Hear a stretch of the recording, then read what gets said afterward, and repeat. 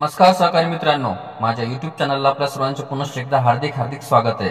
आपण जर सरकारी कर्मचारी असाल किंवा कुठेही शासकीय सेवेत नोकरीला असाल किंवा पेन्शनधारक असाल तर ही खास बातमी मी आपल्यासाठी घेऊन आलेलो आहे। लोकसभा निवडणुकीपूर्वी 8व्या वेतन आयोगाचा मुद्दा चर्चेत आलेला होता। निवडणुकीच्या आधी सरकारी कर्मचाऱ्यांसाठी 8वा वेतन आयोग लागू होणार असे बोलले जात होते। मात्र निवडणुकीआधी सरकारने या संदर्भात कोणताच निर्णय घेतलेला नाही। त्यामुळे केंद्रातील सत्ताधाऱ्यांना याचा लोकसभा निवडणुकीत फटका बसलेला आहे। त्यामुळे येत्या अर्थसंकल्पामध्ये अर्थातच आज सादर होणाऱ्या अर्थसंकल्पामध्ये केंद्रातील सरकार केंद्रीय कर्मचाऱ्यांसाठी 8वा वेतन आयोग लागू करण्याची घोषणा करू शकते असा दावा काही मीडिया रिपोर्टमध्ये केला जात होता।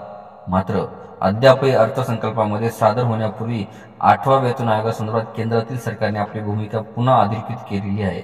म्हणजेच केंद्रीय सरकारी कर्मचाऱ्यांना 8वा वेतन आयोग हा लागू होणार की नाही या संदर्भात केंद्रातील सरकारने संसदेत नुकतीच एक मोठी माहिती दिली।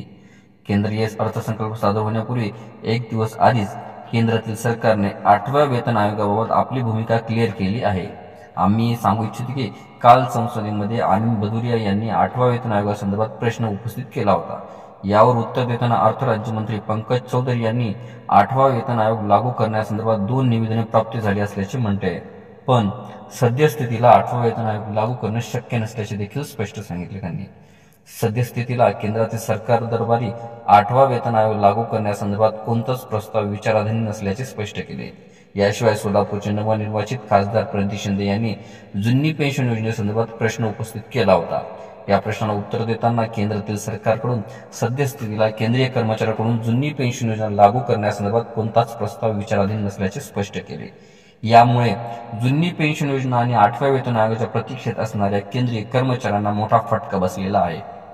लोकसभा निवडणुकीमध्ये केंद्रातील सरकारला सरकारी कर्मचाऱ्यांची नाराजी चांगलीच जड भरली होती। यामुळे येत्या काही महिन्यांनी महाराष्ट्रासहित देशातील काही प्रमुख राज्यांमध्ये होणाऱ्या विधानसभेच्या निवडणुकांच्या पार्श्वभूमीवर सुद्धा केंद्रातील सरकार 8वा वेतन आयोग आणि जुनी पेन्शन योजना या संदर्भात सकारात्मक निर्णय घेणार अशी भोळीभाबडी आशा सरकारी कर्मचाऱ्यांना लागून होती। मात्र सध्या तरी सरकारी कर्मचारी ही मागणी पूर्ण होणार नसल्याचे सरकारच्या भूमिकेनंतर स्पष्ट झाले। अशाच नवनवीन अपडेट्ससाठी चॅनलला निश्चितच सबस्क्राईब करा। लवकरच आपण पुढच्या व्हिडिओमध्ये भेटूया। तोपर्यंत नमस्कार।